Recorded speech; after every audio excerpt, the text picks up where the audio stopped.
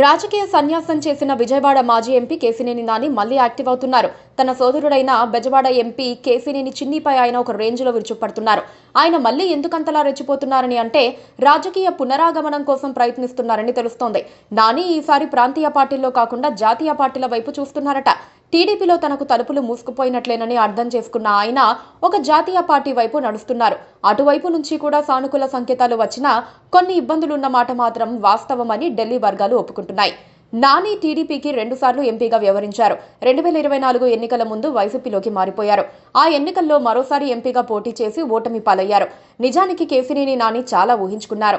తనకంటూ సొంత ఇమేజ్ ఉందని, దాంతోపాటు వైసీపీ లాంటి అధికార పార్టీ మద్దతుంటే గెలిచి తీరతానని అనుకున్నారు. అలా హ్యాట్రిక్ ఎంపీగా పార్లమెంట్లో అడుగుపెట్టి విజయవాడలో రాజకీయాన్ని తిరగరాయాలని చూశారు. కానీ ఆయన అనుకున్నది ఒకటైతే జనాల తీర్పు వేరొకటయింది. అందుకే కేశినేని నాని ఎన్నికల్లో ఓటమి పాలు కాగానే రాజకీయాలకు రామ్ రామ్ అనేశారు. కానీ గత కొన్ని రోజుల నుంచి ఆయన హడావిడి చేస్తున్నారు. సొంత తమ్ముడు కేశినేని చిన్ని మీద విమర్శలు ఎక్కువ పెడుతున్నారు. తమ్ముడు అవినీతిపరుడు అని ఎక్స్పోజ్ చేస్తున్నారు. ఇదంతా ఆయన ఎందుకు చేస్తున్నారు అంటే ఖచ్చితంగా రాజకీయాల్లోకి తిరిగి రావడానికి అని అంటున్నారు. ఈ మధ్యనే ఆయన ఒకసారి తన నియోజకవర్గంలో పర్యటించారు. కేశినేని నాని పొలిటికల్ రీఎంట్రీ ఇవ్వాలే కానీ ఆయనను తమ పార్టీలో మరోసారి చేర్చుకునేందుకు వైసీపీ సిద్ధంగానే ఉంది అని అంటున్నారు. ఈ మేరకు ఇప్పటికే రాయభేరాలు మొదలయ్యాయని అంటున్నారు. కేశినేని నాని సామాజిక వర్గానికే చెందిన వైసీపీ యువనేత ఒకరు ఆయనను కలిసి పార్టీలోకి సాదరంగా ఆహ్వానించారని కూడా ఆ మధ్య ప్రచారం సాగింది. అయితే సార్వత్రిక ఎన్నికలకు ఇంకా చాలా సమయం ఉంది కాబట్టి నాని ఇప్పుడే ఏమీ చెప్పేది లేదని అంటున్నారు. నాని మనసు బీజేపీ మీద ఉందని అంటున్నారు. ఆయనకు కేంద్ర మంత్రి నితిన్ గడ్కరీతో చాలా మంచి పరిచయాలున్నాయి. దాంతో అందులోకి వెళ్లి 2029 ఎన్నికల్లో ఎంపీగా పోటీ చేయాలని నాని అనుకుంటున్నారు. అయితే టీడీపీ కూటమిలో బీజేపీ ఉంది. కూటమికి ఏపీలో పెద్దన్నగా టీడీపీ ఉంది.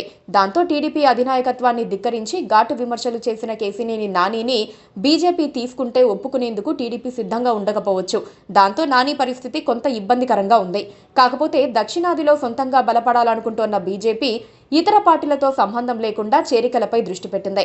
ఆ దిశగా ఏపీలో కూడా బలమైన సంపన్న సామాజిక వర్గాల నేతలను చేర్చుకోవాలనుకుంటోంది.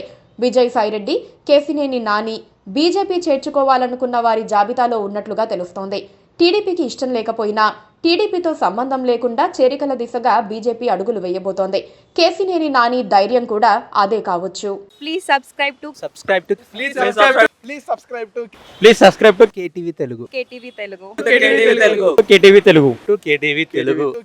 Telugu channel.